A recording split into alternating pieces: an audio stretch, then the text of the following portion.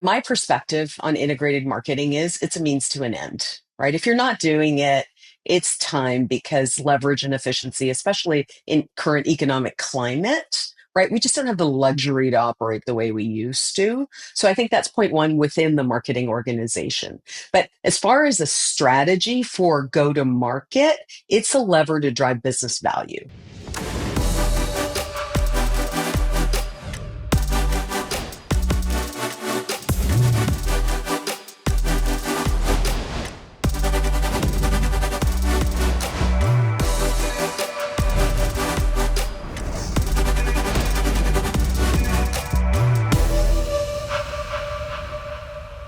Welcome to CMOs Unscripted, real talk with today's top marketing leaders. No filters, no fluff, just bold insights and honest conversations that cut through the noise. I'm your host, Lisa Martin, here to talk about the power of integrated marketing across the organization, not just within marketing, is my longtime colleague and friend, CMO Mandy Dhaliwal. Mandy is a pedigreed tech marketing exec, over 25 years of experience in cloud and software markets. She's the current CMO of Nutanix, where she leads the global marketing strategy that accelerates the adoption of Nutanix's software solutions. She's also an expert in things like enterprise B2B product marketing, demand gen, brand strategy, and customer advocacy, my favorite. Mandy, welcome. It's so great to see you. Wonderful to be here, Lisa. Thank you for doing this. My pleasure. I'm so excited about this. This is season one of great conversations we're going to have. Tell the audience, I give them a little bit of an overview about you, but tell us a little bit more. I'm a natural born marketer, right? I knew very early in my career kind of trajectory that I wanted to do this. It's my passion. I'm a marketer. I sit at the table as a business executive, but really I'm able to live my passion every day. And it's been a fun ride, and it's getting even more fun. It is getting more fun. It's getting more scientific. It's getting more artistic. Yeah. Let's talk about integrated marketing. We talk about it a lot in the context of within a marketing organization, but Right. you see it differently. Talk about that and how you kind of equate that with it's modern marketing. And if you're not doing it, you're behind. Yeah, great point. Thank you, Lisa. My perspective on integrated marketing is it's a means to an end, right? If you're not doing it, it's time because leverage and efficiency, especially in current economic climate, right? We just don't have the luxury to operate the way we used to. So I think that's point one within the marketing organization. But as far as a strategy for go to market, it's a lever to drive business value. So I'm a systems thinker, holistic thinker. So, how do we use marketing as a lever to be strategic in the organization versus being a group of tacticians? Yeah. So, this is our playing field, right? And it's our space on the playing field in terms of leveraging an integrated marketing approach, not only within the organization, across your functions of product, demand, brand, campaigns, customer advocacy, all of it. Right. But how do you go leverage that with the sales organization, with the pre sales organization, with the success organization? So ultimately, what it comes down to is having the customer at the center, right? The Yeah. message has to resonate with the customer, the pain you're solving, the solutions you're delivering, and then how you bring them through that journey from land to expand, adopt, renew. We have a role to play in that. That's what I think about when I think about integrated marketing. I think that's brilliant. Why do you think some CMOs are still stuck in traditional old school marketing? Are they failing to go really beyond marketing as an organization and get up to your point, sales ops, finance, customer success? What is Right. that failure point, you think? I think at this stage of the game, as marketers, we've really become more disciplined and grown up a lot. I think there's a lot of dynamics, some within our control and others not. I think it's company stage, it's company size, right? In large organizations, it's a hard undertaking. Yeah. And, like even at Nutanix, we're a big ship. I've been Yeah. here 3 years and we've been moving towards this and we're progressing. But there's always, like I like to term, in the next turn of the crank in service of the strategy. It's Yeah. not a magic wand that you can wave and say, Yeah. oh, today we're going to do integrated marketing and this is how we're going to run our go to market, right? So it's a long term strategy. You have to have commitment. You have to have buy in from your stakeholders within the business as well. And then your team, which is the absolute core in terms of how they organize and work together to go deliver on this. So there's lots of levers. And then business, right? Market dynamics, dynamic industries, competitive shifts, all of that gets in the way. So it's really easy to get your eye off the ball, even though you want to go do it. So it's hard to do. Focus is really important. Consistency is really important. And it has to be a long-term thought process Yeah. and execution process. Yeah, well, we often, when we're messaging as marketers, and digital transformation is a journey, cloud Yeah. adoption, Yeah. migration, it's a journey. So is Right. to your point, the evolution and the adoption and execution and the embracing of integrated marketing. What are some Yeah. of the recommendations you have for organizations that aren't there yet? You mentioned a number of things. Those stakeholder buy-in, for example, is critical. But what do you recommend Yeah. folks that are trying to get where you are and that maybe are having some challenges? Yeah, I think in terms of recommendations, I think what I'd like to do is share a story in terms of my Please. perspective. Yes.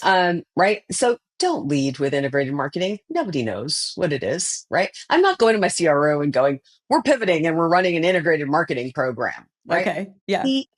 Speak his language, right? Speak her language. Here's why we need to do this.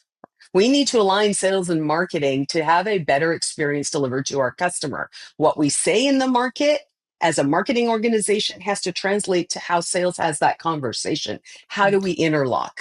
That's integrated marketing. Did I use those words though? No. So you Okay. frame the problem, right? Again, classic marketing 101.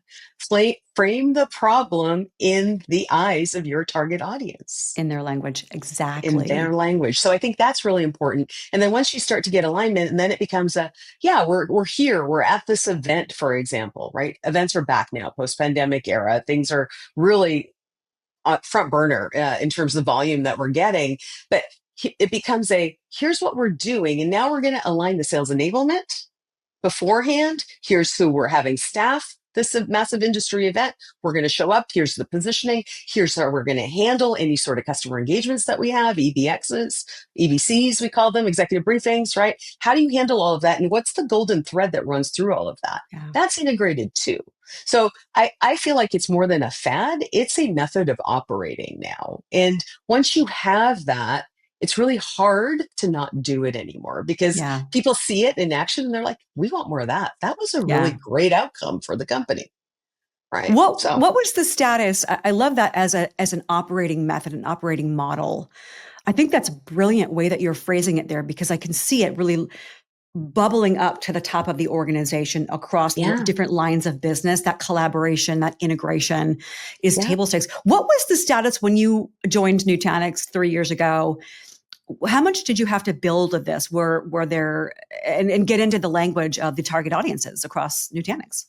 Yeah, it was a really interesting journey. I joined Nutanix at a time where we were going through a business transformation, right? We were a hardware company, we went to software, and then we went to subscription.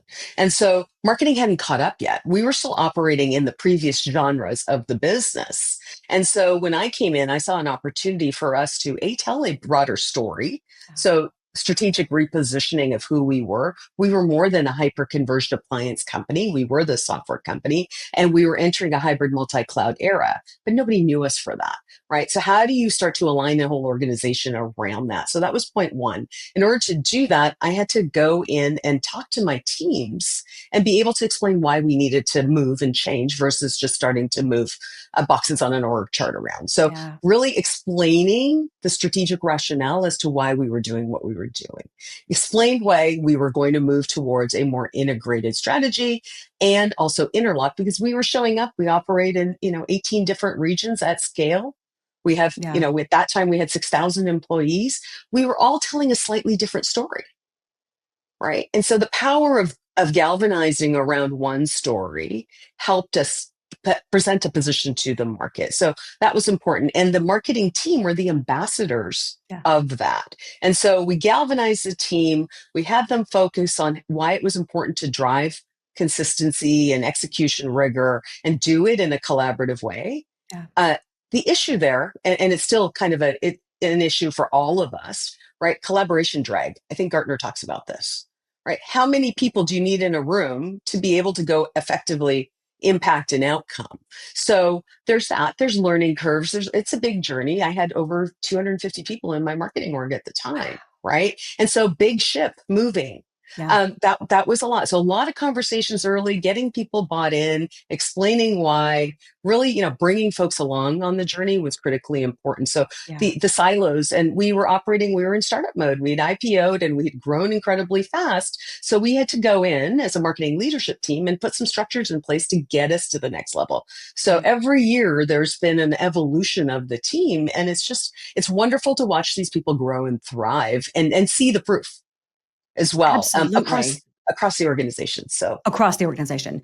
Give us yeah, a little bit of a sneak peek into you mentioned marketing being the core, they're the ambassadors. What is that yeah, current team structure like? I'm talking to a number of CMOs lately that even own BDRs, and I was wondering if that's a trend going forward. Is that something that yeah. you own as part of your structure? We interlock very closely with our inside sales organization.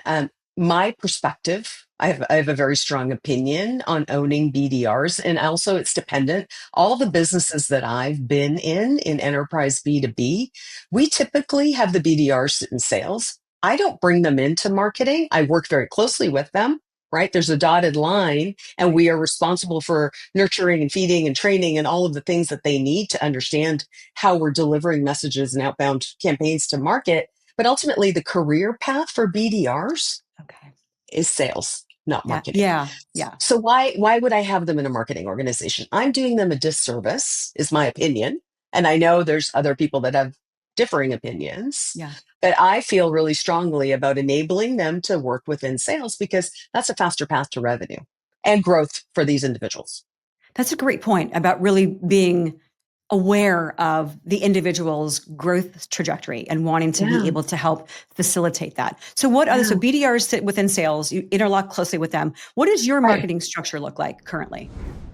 So we run a full stack marketing organization. So we have product and solutions marketing that includes the verticals as well as core platform and portfolio, as well as our technical marketing engineers. They sit within our organization. So really sales facing. We've got the brand team that also has the customer advocacy, the corporate messaging, um, executive briefings, trade shows and events, experiential. We've got a whole campaigns organization that is the activator to the demand and field organization, and then we've got our data organization and a partner marketing organization. So I run a pretty full team Yeah. of interlocks across the business, across every single go to market function. How do you measure success across a team of that size as really that core driver for integrated marketing to truly be integrated at that operational level? What does Yeah. success look like to you?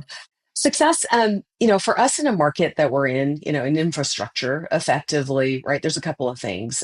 Awareness of us and our capabilities. So we look at, share voice is important. We look at web traffic. We look at boosting that and driving, more impact to the things that we care about. That's important from a brand and an awareness and a perception perspective. I also really hard look at the revenue metrics. So Yeah. pipe coverage, marketing contribution on source, and influence on revenue. So at the highest level, right, when I'm speaking at the board or speaking with our executive team, I'm talking about, okay, here's our revenue target for this line. What pipe coverage do we need? Where are we at? And how do we go fill those buckets? And then how do we move it through to drive sales productivity to start to really affect the revenue build?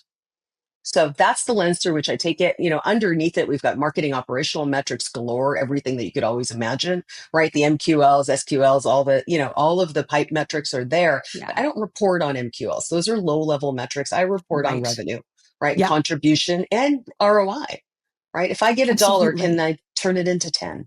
Exactly. You mentioned MQLs, and another conversation I had on the podcast um, is about really measuring attribution Mhm. or accounts. Are MQLs you said you don't report them. Is that a dying practice? That's like old school marketing. Eh, There's lots of conversation around this. It's evolving. I think we Okay. started there. And I don't really look at it, right? What I look at is account engagement. I think the higher order impact that we're driving, we have a targeted account list by tiers. I look at our engagement within tier, not only by target persona, but also by team. Our go to markets are super complex. We sell a very Yeah. complex technology stack Yes, you as well do. on top of it, right? And so that Rubik's Cube, lining that up, Attribution is a very low level thing for me. It doesn't keep me up at night. Okay. And again, right, my opinion may be controversial. I'm not justifying my existence. I don't want to do that. I want to go drive the business. Yes. Yeah.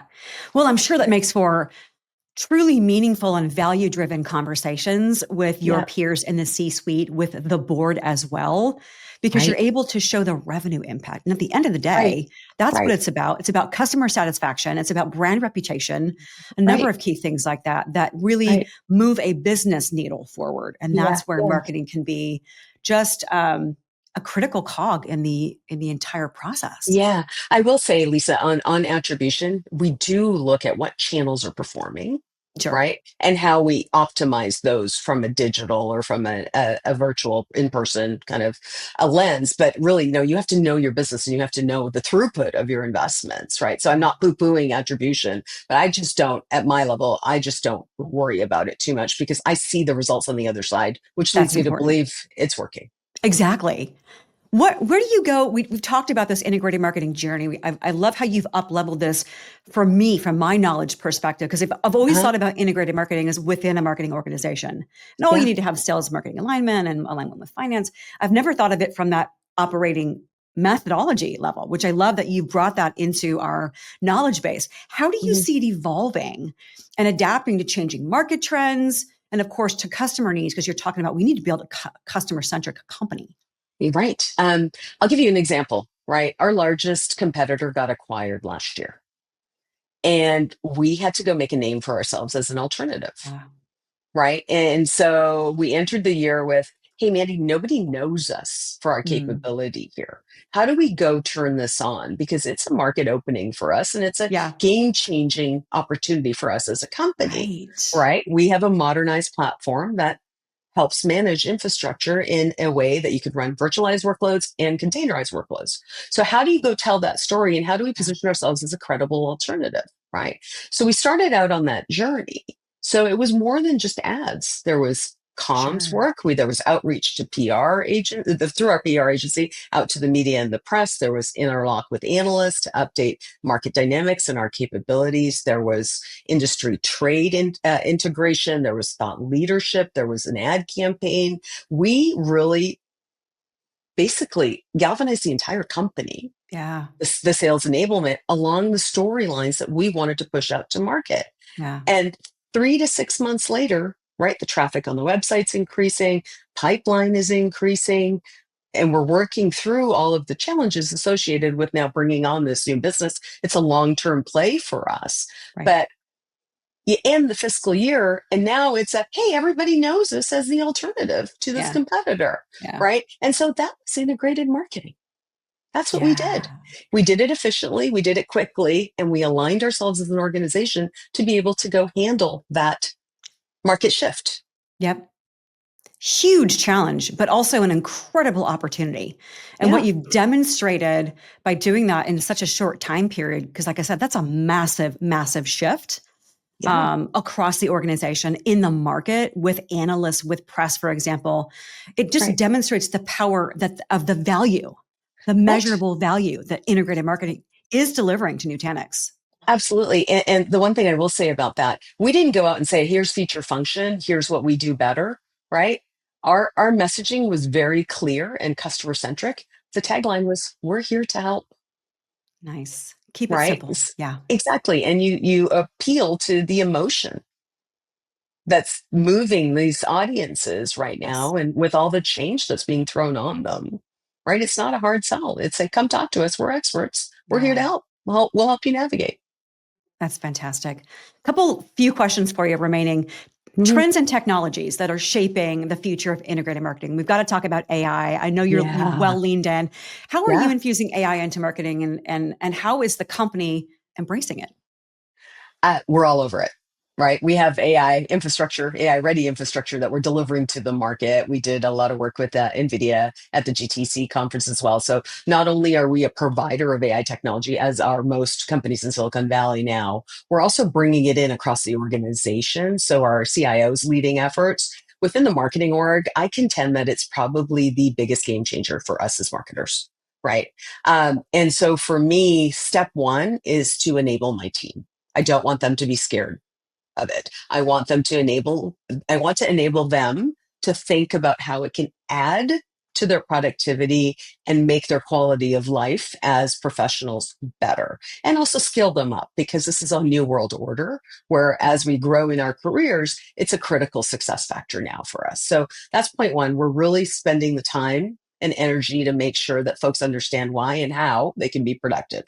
Right. But it's more than image and content creation now. There's Yeah. thought partners, right? Digital twins, which I'm ecstatic about, right? How do I start to create leverage? How do we Yeah. bring systems in place? How do we drive consistency of messaging Yeah. across a global organization?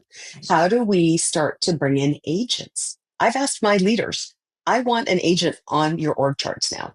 I love it. This fiscal, we're putting agents on our org charts to show how we're leveraging the power of automation to make us more efficient, Yes. right? And so we have more thought time. We have better opportunity to collaborate. I love It's that. about, right, just making us better. We've brought in technology to help do synthetic research. We're not doing market research in the traditional way anymore. Okay. Wow. We're about to put agents on our website, right? Next Okay. month, you will see there will be a superhuman on our site guiding you through a Nice. journey, right? The website architecture will shift. So there's a Yeah. lot of things that are going to change. But at the end of the day, let's use it as an enabler to make us better versus 100% agree. being fearful of it, right? Because Exactly. there's still a lot of consternation. There's tons of fear in the market. I talk about this Yeah. all the time on different shows, different Yeah. programs, and different digital publications. Because especially when I do iHeartRadio and I'm talking to a consumer audience, Yeah. a mature consumer audience, there's a ton of fear about AI. And we Right. talk about, hey, there are challenges. Like on tax day Yeah. recently, we talked about AI tax scams. But then I also talk Yeah. about things like AI being used to reduce ship whale strikes or being used to prevent and mitigate oil spills faster. So I think the Right. message that you deliver about using AI in integrated marketing is such a Yeah. positive one that I'm Yeah. so happy that you feel that way because I feel the same. And I just think it's a message that we can't talk about enough. Exactly. Exactly. And I think for me, there's, as in every organization, there's early adopters. So there's folks out there Yeah. doing prompts and doing all sorts of things and posting Yeah. on LinkedIn. I encourage it. I'm like, let's go share. This is our thought leadership. And, Yeah. nobody has all the answers. We're all sharing and learning at the same time. Exactly. Right. Exactly. I love that. You've done such an amazing job. And I know we could keep talking about really describing, like I said, you've educated me tremendously on integrated marketing. I'm going to watch this episode a number of times, I'm sure, and take down fast and furious notes, what I've learned from you. I, but thank you for sharing all of your expertise and experience. You make it sound, I will say, you make it sound easy because you have such a wealth of knowledge. You know how to do these things, not just the marketing, it's the relationships, it's the customer centricity, it's the care and feeding of the employees across within your org, across other interlocked organizations. And we just thank you so much for joining us on the program to share that. It's just been a masterclass in integrated marketing, to be honest. Thank you, Lisa. You just have a gift for bringing these stories out. So thank you for making it such a wonderful conversation. It's my pleasure. Last question for you. I mentioned in the beginning, we've been working together for a long time. I want to say Yeah, 7 years, about probably. 2018, Yeah, maybe. I What was think the so. challenge or opportunity that led you to work with me and the LuccaZara team? Yeah, I think for me, there was a challenge at my last company in that we were trying to get customer stories out to the market, and we really needed that customer proof. And I wanted someone that had that news background to be Yeah, able to create infotainment, as I like to call it. yeah, Right? This is not B2B. B2B does not stand for boring in my world, right? In terms of B2B tech marketing. So I wanted storytelling. I wanted sizzle. I wanted to bring the customer voice in and I yes. wanted authenticity. So you were the first person that came to mind. I'm like, I know who can do this, who understands how we need to get it done, and also build rapport with the customer to tell a story that's authentic to who they are. So that was the win. And, we've never stopped. It's been wonderful. So thank you. Oh, thank you. I love being able to. I think that the voice of the customer is one of the most powerful things a company can Yes. have. And you Yeah. wanted like I did to be bold and share Yeah. those impactful statements, not just, oh, we're more Yeah. efficient, things are faster. How Yeah. so? How is this actually impacting the business? Because that's where the more value is. So Right. it's been a joy. I love telling customer stories, and storytelling is what I've done pretty much my whole career, not really Yeah. realizing it until recently, but it's been fun. But I thank you again so much for dedicating your time, always being a sponsor and a mentor to me. I always appreciate our conversations. And I know the audience is going to be just taking a ton of key points away from your wisdom. Thank you. Thanks, Lisa. We want to thank you for watching CMOs Unscripted and remind you in 2 weeks, we'll have another new episode. Don't forget to subscribe to get all that new information. For Mandy Dhaliwal, I'm Lisa Martin, and we'll see you next time.